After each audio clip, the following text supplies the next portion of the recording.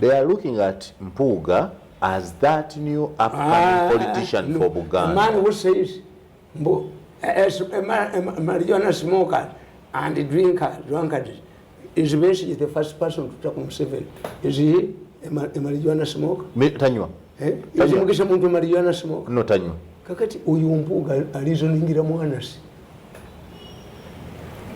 I'm telling you, Mpuuga uses the honest to reason. How long does it take a woman, a married woman, to know that my husband is a thief or is a cannibal?